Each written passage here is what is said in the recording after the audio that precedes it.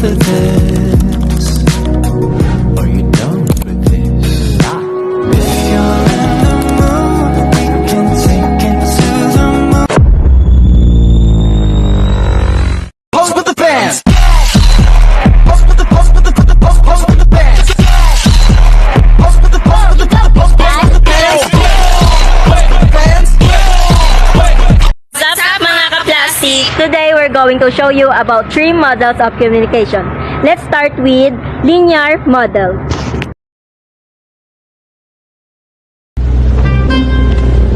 Pucha, love na nga lang, di pa matama spelling. Ay! Ay! Ganda-ganda siya sa sarili niya, ah! Hay! Ito pa! Hala! Ganda! Ganda mo eh. Ano? I woke up like this? Lol! Kamo! Woke up like this. Ay! Shit! Nalike ko! So now let's proceed to our next model, which is the interactive model. Wow! Parang 5 taong ko yatang di narinig yun ah. Kapatid mo pa pala ako?